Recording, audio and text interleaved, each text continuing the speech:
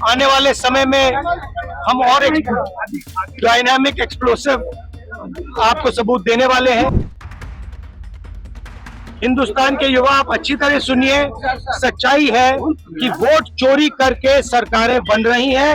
नेता प्रतिपक्ष आज सुबह 12 बजे बचत भवन, मेरे पीछे बचत भवन है, यहीं पर दिशा की आज तीसरी मीटिंग थी, उसको रिप्रेजेंट करते हुए अपने संसदीय क्षेत्र रायबरेली पहुंचे और नेता प्रतिपक्ष के पहुंचते ही पक्ष विपक्ष हर एक इस दिशा मीटिंग में हिस्सा लेते हैं। वहीं पर सपा से बागी विधायक मनोज पांडे, और उन्होंने जब मीटिंग में राहुल गांधी से अगर बात करें तो माफी, प्रधानमंत्री की मां को बिहार में मंच से गाली देने की बात को लेकर के माफी मांगने की बात कही, तो राहुल गांधी ने उसको डिनाई कर दिया और कहा कि हम ऐसे किसी उस पे जो है ऐसा कोई काम नहीं किया गया हमारी पार्टी के, हमारी तरफ से, कि जिसपे हम माफी मांगे और हम शर्मिंदा हो।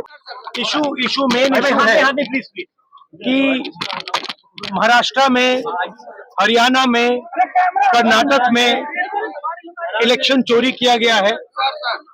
हमने ब्लैक एंड व्हाइट सबूत दिया बेंगलोर सेंट्रल का।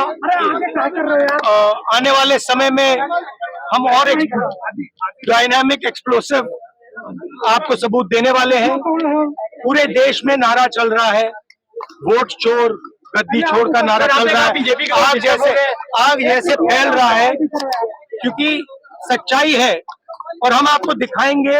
हिंदुस्तान के युवा, आप अच्छी तरह सुनिए, सच्चाई है कि वोट चोरी करके सरकारें बन रही हैं।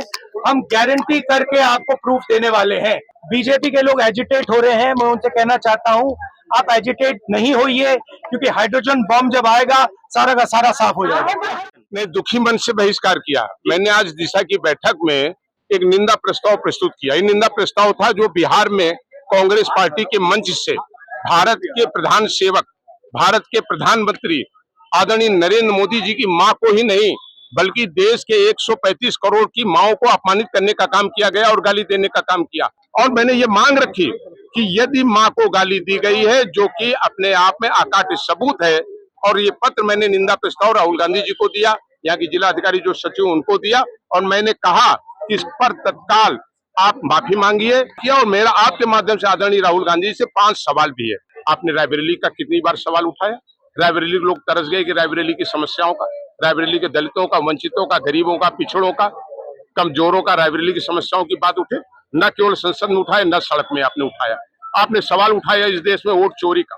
बेंगलोर के जिस मधोपुरा में की विधानसभा का आपने एक सीडीएस नाम की संस्था को आधार बना करके आपने वोट चोरी का आरोप लगाया, उसी संस्था ने माफी मांगी। उसने कहा कि हमारे आंकड़े गलत थे, उसने उसे डिलीट करने का काम किया। कि आप देश से माफी नहीं मांगेंगे?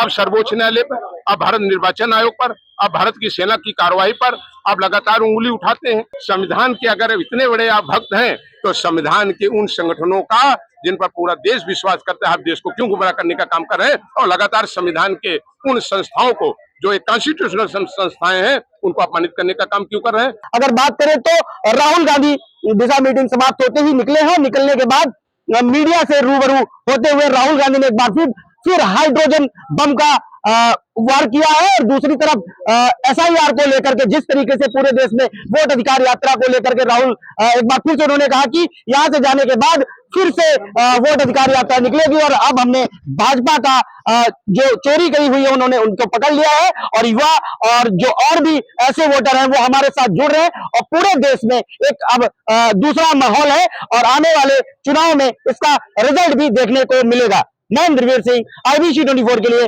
रायबरेली।